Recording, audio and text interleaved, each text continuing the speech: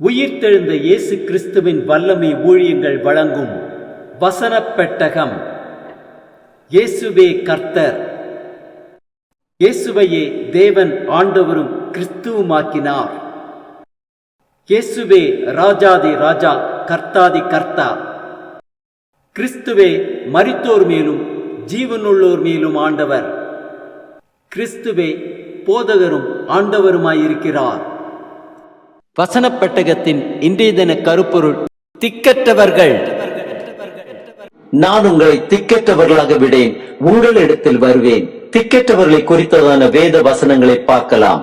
யாத்திரையாகமம் 22:22 வாசிக்கிறோம், விதவையையும் திக்கற்ற பிள்ளையையும் ஒடுக்காமல் இருப்பீர்களாக. உபாகமம் 10:18 வாசிக்கிறோம், அவர் திக்கற்ற பிள்ளைகளுக்கும் விதவைக்கும் நியாயம் செய்கிறவரும் அந்நியன் மேல் அன்பு வைத்து அவனுக்கு அன்ன வஸ்திரம் கொடுக்கிறவருமாயிருக்கிறார். உபாகமம் 24:17 வாசிக்கிறோம், நீ அந்நியனுடைய நியாயத்தையும் திக்கற்ற பிள்ளையின் நியாயத்தையும் புரட்டாமலும் விதவையின் வஸ்திரத்தை அடகாக வாங்காமலும் இரு. உபாகமம் 27:19 வாசிக்கிறோம், பரதேசி, திக்கற்றவன், விதவை ஆகிய இவர்களுடைய நியாயத்தை புரட்டுகிறவன் சபிக்கப்பட்டவன். சங்கீதம் 10:18 வாசிக்கிறோம், மண்ணான மனுஷன் இனி பலவந்தம் செய்ய தொடராதபடிக்கு தேவரே திக்கற்ற பிள்ளைகளுக்கும் ஒடுக்கப்பட்டவர்களுக்கும் நீதி செய்ய உம்முடைய செவியை சாய்த்து கேட்டருளுவீர். சங்கீதம் 68:5 வாசிக்கிறோம், தம்முடைய பரிசுத்த வாசஸ்தலத்தில் இருக்கிற தேவன் திக்கற்ற பிள்ளைகளுக்கு தகப்பனும் விதவைகளுக்கு நியாயம் விசாரிக்கிறவருமாயிருக்கிறார். சங்கீதம் 82:3 வாசிக்கிறோம், ஏழைக்கும் திக்கற்ற பிள்ளைக்கும் நியாயம் செய்து சிறுமைப்பட்டவனுக்கும் திக்கற்றவனுக்கும் நீதி செய்யுங்கள். சங்கீதம் 102:16 வாசிக்கிறோம், திக்கற்றவர்களுடைய ஜெபத்தை அலட்சியம் பண்ணாமல் அவர்கள் விண்ணப்பத்தை அங்கீகரிப்பார்.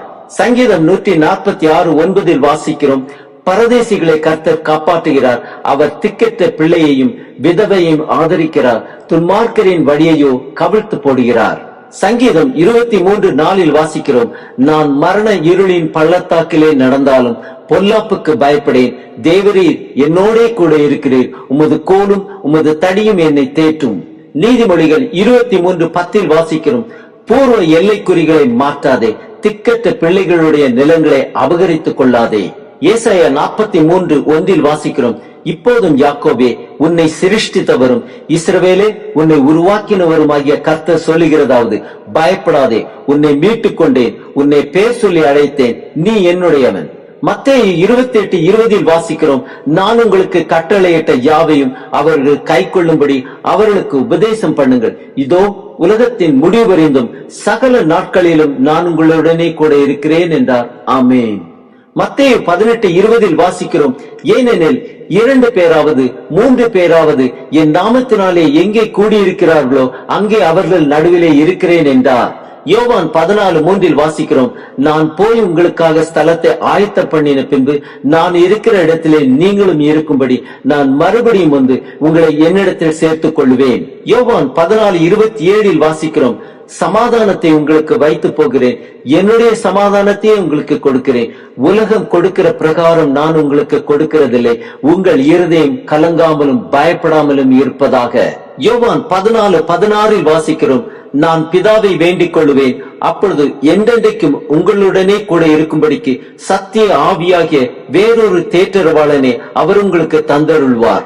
யோவான் 16:33 வாசிக்கிறோம், என்னிடத்தில் உங்களுக்கு சமாதானம் உண்டாயிருக்கும் பொருட்டு இவைகளை உங்களுக்கு சொன்னேன், உலகத்தில் உங்களுக்கு உபத்திரவம் உண்டு, ஆனாலும் திடன் கொள்ளுங்கள், நான் உலகத்தை ஜெயித்தேன் என்றார். எபிரேயர் 2:18 வாசிக்கிறோம், ஆதலால் அவர் தாமே சோதிக்கப்பட்டு பாடுபட்டதினாலே அவர் சோதிக்கப்படுகிறவர்களுக்கு உதவி செய்ய வல்லவராயிருக்கிறார்.